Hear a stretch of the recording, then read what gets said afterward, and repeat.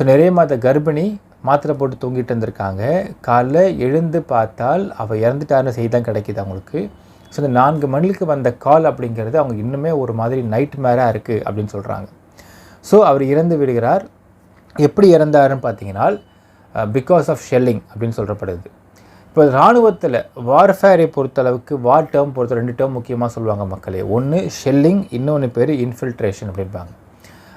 Infiltration first பார்த்துருவோம். இப்போ நமக்கு புல்வாமா அட்டாக் பார்த்துருப்போம்.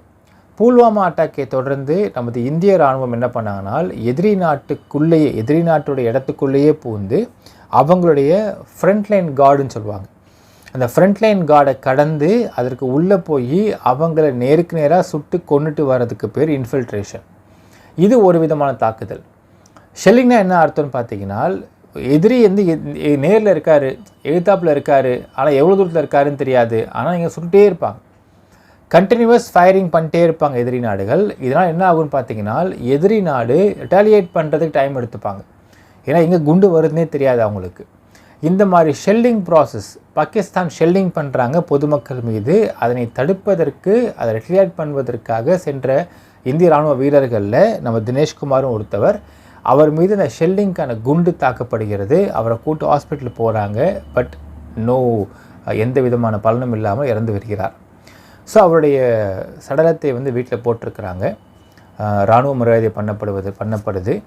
இந்த இடத்துல பார்த்திங்கன்னா அவருடைய 7 வயது பெண் குழந்தை, முதல் குழந்தை, மனைவி உடஞ்சி போய் உட்காந்து அழுதுகிட்டு இருக்கிறாங்க. 7 வயது பெண் குழந்தை சிரிப்பே இல்லாமல் அப்பாவே பார்த்துக்கிட்டு இருக்கிறாங்க. ஊர் மொத்தமும் கூடி இருக்குது. அந்த ஊர் வந்து ஹரியானா மாநிலம் பல்வால்ன்ற ஏரியா. அந்த ஊரில் அவருக்கு பெரிய மரியாதை. மொத்த ஊரும் கூடி இருக்கிறாங்க. லோக்கல் போலீஸ்லேருந்து வந்து அவங்களுக்கு 21 குண்டு முழங்க இராணுவ மரியாதை பண்ணுறதுக்கு வந்திருக்கிறாங்க. எல்லாம் இருந்துகிட்ருக்கு. அப்போ அந்த பையன் சொன்ன விஷயம் வந்து அங்கே உள்ள அத்தனை பேர் நெகிழ்ச்சியாக்கி இருக்க மக்களே. என்ன சொல்கிறானால், அப்பா ஏன் படுத்திருக்காரு, எந்திரிச்சு வர சொல்லுங்கள், அப்பா லீவில் வந்திருக்காருன்னு சந்தோஷமாக இருக்குது எனக்கு, ஏன் படுத்திருக்காரு, எந்திரிச்சா விளையாடலாம் இல்லை அப்படின்னு கேட்டிருக்காங்க. அப்போ சுற்றி உள்ளவங்க என்ன விளையாட போகிறீங்க நீங்கள் அப்படின்னு கேட்டதுக்கு அப்போ இந்த பையன் சொல்கிறான்னா மிலிட்ரி தான் அப்படின்ட்டு இருந்திருக்கான். என்ன மிலிட்ரினா அவங்க அப்பா கற்றுக் கொடுக்குறாராம் பையனுக்கு, நீ பெருசாகனே ஆர்மிக்கு தான் போய் சேரணும், எப்படி ஆர்மியில் சுடுவாங்கன்ற கற்றுக் கொடுத்துருக்காரு போலருக்கு. அதை விளையாடுறதுக்கு கூப்பிட்ருக்கான் அந்த 3 வயசு பையன் அப்பாவை. ஸோ ஒளிஞ்சு சுடணும் அப்படின்றது தான் விளையாட்டு. ஸோ இதுக்காக அப்பாவை கூப்பிட்ருக்கான் அந்த பையன்.